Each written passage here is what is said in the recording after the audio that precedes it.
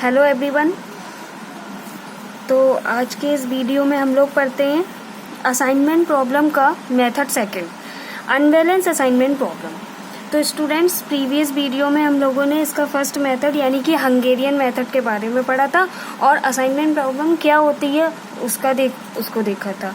तो चलिए स्टूडेंट्स, अब हम देखते हैं कि अनबैलेंस असाइनमेंट प्रॉब्लम क्या होती है। स्टूडेंट्स, जब हमारी number of jobs and number of persons equal नहीं आते हैं तो प्रॉब्लम हमारी ऐसी हो जाती है अनबैलेंस।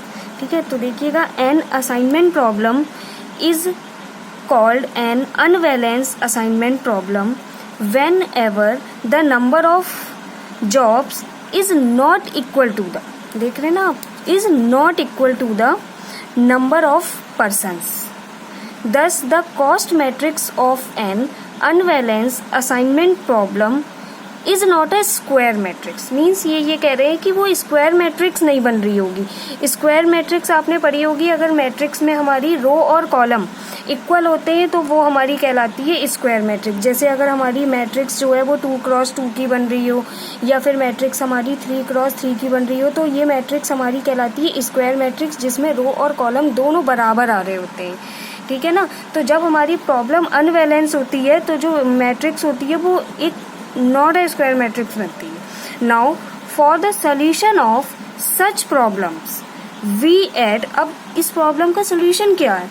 सोल्यूशन ये है कि we add the dummy rows और dummy columns to the given matrix to make it a square matrix.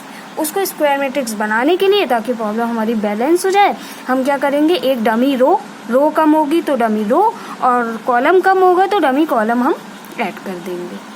तो देखिए स्टूडेंट्स, फॉर एग्जांपल मैं आप लोगों को समझाती हूँ कि अनबैलेंस असाइनमेंट प्रॉब्लम क्या होती है एक क्वेश्चन के हेल्प से। तो देखिएगा, क्वेश्चन हमारा क्या कह रहा है, a company has 4 machines to do 3 jobs. 4 machines हैं और 3 जॉब्स हैं। अब देखिए ये अनबैलेंस हो गई, यहाँ पे हमारी 4 मशीन्स हैं तो 4 ही जॉब्स होनी चाहिए थी, प्रॉब्लम हमारी अनबैलेंस हो गई। Each job can be assign to 1। अब ईच पर्सन एक ही जॉब कर सकता है तो एक जॉब हमारी एक्स्ट्रा हो गई, है ना। Only 1 machine, the cost of each job on each machine is given in the following table. देखिएगा, ये हमें कॉस्ट टेबल में दे रखी है। इस टेबल को आप देख रहे होंगे, इससे हमें ठीक समझ में आ रहा है कि यहाँ पर हम देख रहे हैं कॉलम जो है वो हमारे 4 हैं और रो जो है वो हमारी 3 है। अगर हमारा देखा जाए तो यहाँ पर 3x4 की मैट्रिक्स बन रही है, ये स्क्वायर मैट्रिक्स है नहीं है, या तो ये 3x3 की होनी चाहिए थी या 4x4 की होनी चाहिए थी स्टूडेंट्स। तो ये प्रॉब्लम हमारी हो गई अब अनबैलेंस की। तो देखिएगा आगे क्वेश्चन क्या कह रहा है, what are the job assignments which will minimize the cost. मतलब ये कह रहे हैं कौन सी जॉब किसको हम असाइन करें कि हमारी कम से कम कॉस्ट लग सके और ज़्यादा से ज़्यादा प्रॉफिट हमको हो सके। तो चलिए स्टूडेंट्स, अब हम इसका जो है एक क्वेश्चन सॉल्व करके बताते। तो देखिए स्टूडेंट्स, यहाँ पर हमारा स्टेप फर्स्ट आता है। यहाँ पर स्टूडेंट्स मैंने क्वेश्चन को सॉल्व करके आप लोगों के सामने रखा है, इसलिए क्योंकि प्रीवियस वीडियोस जो मेरे हैं स्टूडेंट्स, उसमें मैंने इसका फर्स्ट मेथड यानी कि हंगेरियन मेथड जो है उसको डीपली समझाया है आप सब लोगों को, और स्टेप बाय स्टेप मैंने हर एक पॉइंट की चीज़ आपको उसमें बताई है कि क्वेश्चन को कैसे सॉल्व करना है। तो अब हम सेकंड मेथड यानी कि अनबैलेंस पे आ गए हैं। तो अनबैलेंस में स्टूडेंट्स जो भी कुछ चेंजेस हैं वो मैं इसमें आप लोगों को बता दे रही हूँ। बाकी हमारा जो हंगेरियन मेथड है उसी मेथड से हमें आगे क्वेश्चन को कम्प्लीटली सॉल्व करना है। ठीक है, तो देखिए स्टेप फर्स्ट हमारा उस क्वेश्चन का क्या रहेगा कि firstly we introduce a dummy row. अब देखिएगा, इसमें हमें डमी रो तो करनी होगी क्योंकि क्वेश्चन हमारा कौन सा है स्टूडेंट्स, क्वेश्चन हमारा है ये, इसमें हमारी रो 3 ही है और कॉलम हमारे पास 4 है। तो देखिएगा, हम इसमें एक रो इंट्रोड्यूस कर दे रहे हैं, इसको हम बोलते हैं डमी रो। ठीक है ना, 0 0 0 लगाकर अब हमारी यहाँ पर प्रॉब्लम जो है वो 4x4 की हो गई, यानी कि इसमें 4 ही रो हैं और 4 ही देख लीजिएगा कि कॉमन है, कॉलम है, सॉरी। ठीक है ना। अब देखिए, अब हम स्टेप सेकंड पर आते हैं। यहाँ पर हमारा स्टेप फर्स्ट कंप्लीट हो गया अनबैलेंस का। सेकंड में वही सेम स्टूडेंट्स कि इसमें हम लोगों को सब्ट्रैक्ट करना होगा row minimum element in each row. यानी कि सेकंड स्टेप में हम क्या करते हैं, हर एक रो से एक एलिमेंट मिनिमम निकालते हैं और पूरी रो से क्या कर देते हैं, सब्सट्रैक्ट कर देते हैं। ठीक है ना। अब स्टेप थर्ड है students, subtract column minimum element in each column.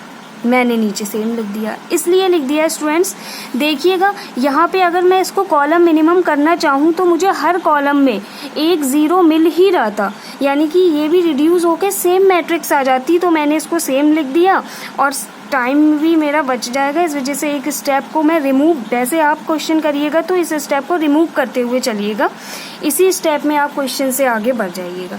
देखिएगा मैंने डमी रो एक बढ़ाई थी जिसकी वजह से मेरे ईच कॉलम में एक ज़ीरो पहले से था, तो मुझे स्टेप थर्ड करने की ज़रूरत यहाँ पर नहीं पड़ रही थी। तो देखिएगा इस स्टेप थर्ड के हिसाब से अब मैं इसमें असाइन करती हूँ स्टूडेंट्स। आप लोग जानते हैं असाइन करने का तरीका, रो वाइज पहले असाइनमेंट करते हैं फिर कॉलम वाइज करते हैं। आप पहले कॉलम वाइज भी कर सकते हैं फिर रो वाइज भी कर सकते हैं, और कंडीशन हमारी ये रहती है कि हर एक रो में एक ही जीरो होना चाहिए। जिस रो में एक से ज़्यादा जीरो होंगे उस रो को हम छोड़ते हुए अगली रो पे बढ़ जाएंगे। इस तरह से हम लोग स्टूडेंट्स असाइनमेंट्स इसमें करते हैं। ठीक है ना।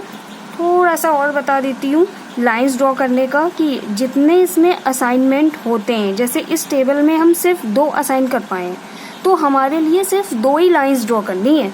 और लाइंस ड्रॉ करने का मेन मोटिव क्या है हमारा, हमें क्या चीज़ ध्यान रखनी है लाइंस ड्रॉ करते समय, कि जो हमारे ये असाइन हैं और जो हमारे क्रॉस जीरो आ रहे हैं स्टूडेंट्स, ये कवर हो जाएं उन दोनों लाइंस के अंदर। ये भी कंडीशन है कि अगर 2 असाइन हुए हैं तो हमें लाइंस तो 2 ही ड्रॉ करनी है, और कैसे भी उन लाइंस के अंदर हमारी जो क्रॉस जीरो है और असाइनमेंट्स हैं वो कवर होने चाहिए, और हो भी जाएंगे अगर आप सही तरीके से क्वेश्चन को कर रहे हैं देन।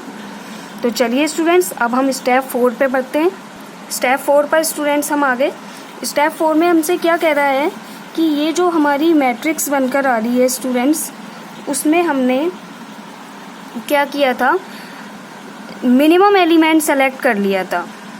ठीक है ना, फ्रॉम अनकवर्ड एलिमेंट से and add on the intersection point. अब मिनिमम एलिमेंट्स हमने कहाँ से स्टूडेंट्स लिया था ये भी मैं आप लोगों को दिखा दे रही हूँ। जैसे हमारा जो स्टेप थर्ड था उसमें से हमने जो अनकवर्ड एलिमेंट हैं वो ये हैं जो हमारी लाइंस के अंदर कवर्ड नहीं, उसमें से सबसे मिनिमम एलिमेंट हमारा 5 था।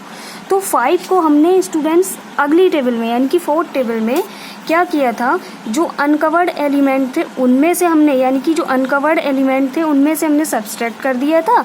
और इंटरसेक्शन पॉइंट स्टूडेंट्स ये कहलाता है जहाँ पे दोनों रो आपस में कट कर रही होती हैं। जब 2 रो आपस में एक साथ कट करती हैं तो वो इंटरसेक्शन पॉइंट कहलाता है। तो जो इंटरसेक्शन पॉइंट था उस पर हमने उस मिनिमम एलिमेंट को क्या कर दिया था स्टूडेंट्स, ऐड कर दिया था। अगर आपको बिल्कुल डीपली मेरी इस वीडियो को समझना है कि कैसे क्वेश्चन को करना है तो आप मेरे फर्स्ट वीडियो को, असाइनमेंट की फर्स्ट वीडियो को देखिएगा। मैंने स्टेप बाय स्टेप उसमें क्वेश्चन को अपने आप सॉल्व करके वीडियो में दिखाया है। ठीक है ना। तो देखिएगा अब इसी तरह से मैं स्टेप 5 पर बढ़ती हूँ। स्टेप 5 में students now again subtract minimum element 4। अब देखिएगा इसमें से मिनिमम एलिमेंट, अनकवर्ड एलिमेंट में सबसे मिनिमम कितना है 4, वो मैंने ले लिया। अब जो 4 लिया from uncovered element, uncovered element में से उसको क्या कर दिया, मैंने सब्सट्रैक्ट कर दिया और इंटरसेक्शन पॉइंट पर उसको ऐड कर दिया। तो मेरे पास ये टेबल बनकर आई। फिर इस टेबल में मैंने स्टूडेंट्स जैसे हम असाइन करते हैं वैसे असाइनमेंट कर लिया। और असाइनमेंट करने के बाद हाँ एक चीज़ इसमें और नोट करने की है। अब आई बात कॉस्ट निकालने की। तो कुछ स्टूडेंट्स सोचते हैं अब हम कॉस्ट किस में से निकालें, क्वेश्चन तो हमारे पास, गिवन क्वेश्चन तो हमारे पास स्टूडेंट्स ये आ रहा है। ठीक है ना, 18, 24, 28, 32, 8। तो हम इसका आंसर किस में से दे सकते हैं। तो स्टूडेंट्स इसमें हम क्या करेंगे, आंसर को स्टूडेंट्स हम सिर्फ अपने जो हमारी क्वेश्चन गिवन है उसमें से देख के हम आंसर को लिखेंगे, जो भी हमारा आंसर दिया होगा। और अगर आप तो देखिएगा स्टूडेंट्स यहाँ पर हमारा असाइनमेंट फर्स्ट हुआ है, तो फर्स्ट असाइनमेंट में जो हमारा क्वेश्चन था उसमें 18 आ रहा है, तो मैंने यहाँ पर 18 लिख दिया। सेकंड में हमारा कितना आ रहा है, देखिए सेकंड यहाँ पर है हमारा 13, तो 13 लिख दिया। थर्ड रो में हमारा थर्ड असाइनमेंट हुआ है, तो थर्ड रो में थर्ड असाइनमेंट हमारा 19 है स्टूडेंट। 4 असाइनमेंट हमारा 0 है, इसलिए 0 है क्योंकि हमने उसमें मैट्रिक्स कैसी ली थी, उसमें हमने थर्ड जो रो थी हमारी, उसमें हमने असाइन जो था वो डमी रो ले ली थी, तो वो तो हमारी 0 आनी ही थी। सो इसको ऐड कर दिया तो हमारी मिनिमम कॉस्ट निकल कर स्टूडेंट्स आ गई। तो इसी तरह से आप अनबैलेंस असाइनमेंट प्रॉब्लम को सॉल्व कीजिएगा, करने की कोशिश कीजिएगा। मेरा जो हंगेरियन मेथड है, जो इससे प्रीवियस वीडियो है स्टूडेंट्स, उसमें मैंने डीपली हर एक क्वेश्चन को समझाया है, स्टेप बाय स्टेप उसको सॉल्व किया है। अगर आपको यहाँ पर कोई स्टेप ना भी समझ में आ रहा हो तो आप जो है मेरे प्रीवियस वीडियो से देख सकते हैं। इस वीडियो में मेरा बस यही मेन मोटिव था आप लोगों को समझाने का कि अनबैलेंस असाइनमेंट प्रॉब्लम क्या होती है, और उसका जो फर्स्ट स्टेप है वो बताना था मुझे, और लास्ट स्टेप में थोड़ा सा बताना था। Thank you.